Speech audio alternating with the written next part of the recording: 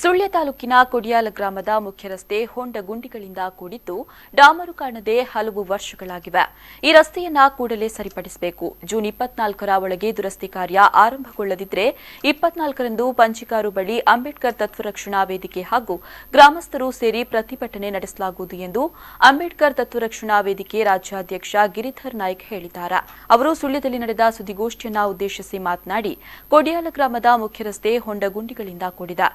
ರಸ್ತೆ ಪಂಜಿಗಾರಿನಿಂದ 2 ಕಿಲೋಮೀಟರ್ ದೂರದಲ್ಲಿರುವ ದರ್ಖಾಸ್ತು ಎಂಬಲ್ಲಿಯ ತನಕ ಈಗಾಗಲೇ ಡಾಮರೀಕರಣವಾಗಿದ್ದು, ದರ್ಖಾಸ್ತುವಿನಿಂದ ಸುಮಾರು 4 ಕಿಲೋಮೀಟರ್ ದೂರದಲ್ಲಿರುವ ಕೊಡಿಯಾಲ, ಬಾಳಿಲ ಮತ್ತು ಮುರುಳ್ಯ ವ್ಯಾಪ್ತಿಗೆ ಒಳಪಟ್ಟ ಗ್ರಾಮ ಪಂಚಾಯತ್ ಮೂಲಕ ಮುರುಳ್ಯ ಬೊಬ್ಬೆಕೇರಿ ಸಂಪರ್ಕ ರಸ್ತೆಯಾಗಿದೆ. ಈ ರಸ್ತೆಯು ತೀರಾ ಹದಗೆಟ್ಟಿದ್ದು ಸಂಚಾರಕ್ಕೆ ಅಯೋಗ್ಯವಾಗಿದೆ ಎಂದು ಹೇಳಿದರು.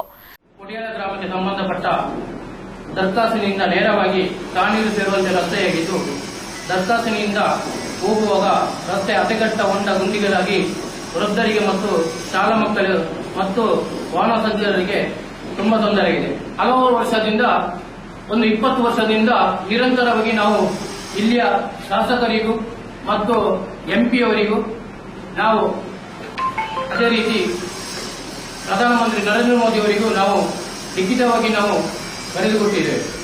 ಯಾವುದೇ ನಾವು ಆ ಗ್ರಾಮಸ್ಥರು ಯಾವುದೇ ಲಿಖಿತವಾಗಿ ಮನವಿ ಕೊಟ್ಟರು ಈ ಸ್ಪಂದನೆ ಇಲ್ಲದೆ ನಮ್ಮ ಬಳಿಗೆ ಬಂದು ನಮ್ಮ ಅಂಬೇಡ್ಕರ್ ತತ್ವ ರಕ್ಷಣೆ ವೇದಿಕೆಗೆ ಬಂದು ನಮಗೆ ಈ ರಸ್ತೆ ನಿರ್ಮಾಣ ಆದಷ್ಟು ಬೇಗ ನಮಗೆ ಆಗಬೇಕು, ಇದರಲ್ಲಿ ತುಂಬಾ ತೊಂದರೆಯಾಗಿದೆ, ಮಳೆಗಾಲದಲ್ಲಿ ಈ ರಸ್ತೆಯಲ್ಲಿ ಹೋಗಲಿಕ್ಕೆ ಆಗುವುದಿಲ್ಲ ಅಂತ ಹೇಳಿ ನಮಗೆ ಮನವರಿಕೆ ಮಾಡಿದ್ವಿ.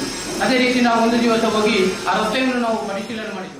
ಸುದ್ದಿಗೋಷ್ಠಿಯಲ್ಲಿ ತಾಲೂಕು ಸಮಿತಿ ಅಧ್ಯಕ್ಷ ಸುಂದರ್ ಪಾಟಾಜೆ, ಪ್ರಧಾನ ಕಾರ್ಯದರ್ಶಿ ಕೆಕೆ ನಾಯ್ಕ್, ಪರಮೇಶ್ವರ್, ಅಬ್ದುಲ್ ನಾಸೀರ್ ಉಪಸ್ಥಿತರಿದ್ದರು.